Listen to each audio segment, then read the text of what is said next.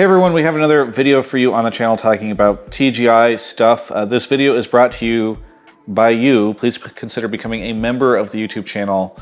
Today you get early access to videos. I think it says like join now or something under the video. I should probably figure that out. Anyway, this whole video is talking about Valorant. Specifically, if you all think I should try to do some Valorant content.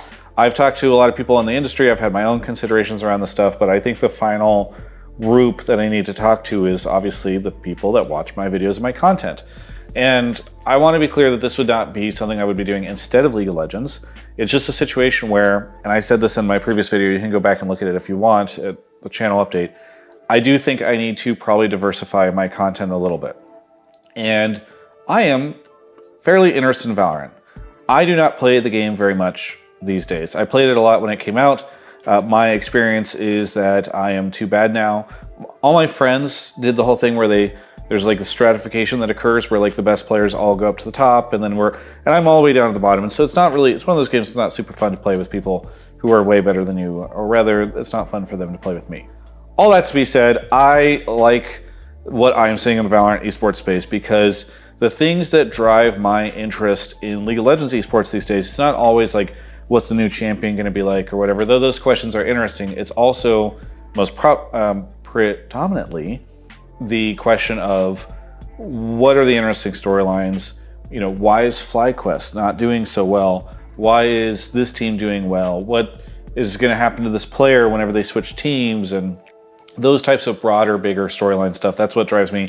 And I feel like I'm already getting pulled into Valorant from a lot of that. The biggest one for me was EG getting second in Japan after having this really interesting situation where they were almost, they were not doing so hot at the beginning, let's put it that way. And so that stuff has captured my interest. There's also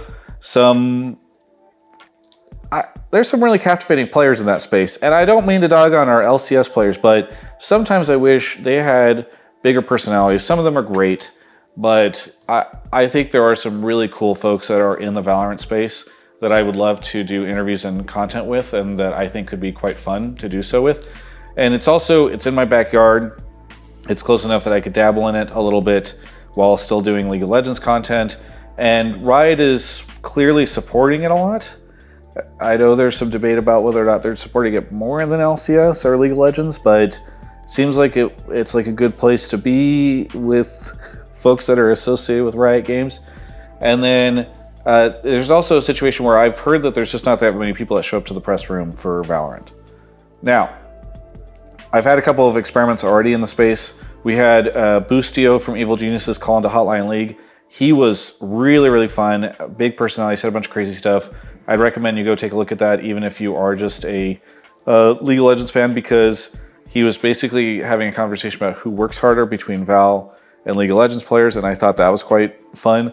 The other thing I did was this video of me going to the opening week of Valorant, and I had a lot of fun being there that day, and it was pretty neat to watch the games in the studio and talk to a lot of the different personalities there. And quite frankly, a lot of you seem to really enjoy that content, and I had a lot of comments saying, hey, come over, do this stuff. So I guess the question I have for all of you is, how many of you would be interested in this? And I don't need it to be something where like 50% or more say yes. Obviously, the majority of you are here for League of Legends content and you're not interested in Valorant. But it would be good to hear of the people that are here, what kind of crossover there is, where people are watching VCT or they're interested in it, or they would watch my content, etc. The other question I have for all of you is, what type of content would you like to see if you are interested in this stuff? I have a sort of theory or concern that these type of interviews I do that are like, 7 to 15 minute long conversations with players would maybe not play as well in the Valorant space, where it's a younger audience that are mostly on TikTok and are maybe not interested in that. Maybe that is ageist of me, I don't know. Please let me know what you think, because if there's content that you think is missing from the space, or there's stuff where you guys can be like, oh yeah, this content doesn't work for this reason, I think it'd be good to hear from all of you, because I can ask my friends in the industry all day about this type of stuff, but at the end of the day, it is folks like you that I want to make this content for. So that's it for the video. I don't want you all to think that I'm leaving League of Legends. That's not going to occur at all.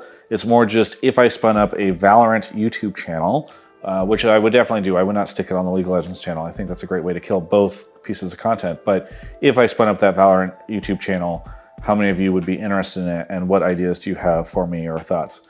So again, just trying to be more transparent on this channel and talk to you a little bit more rather than just uploading interviews and doing Hotline League. So thanks so much for watching. Again, if you liked the video, please subscribe, leave a comment, tell me what's up, and I don't know, maybe I'll see you in Valorant soon.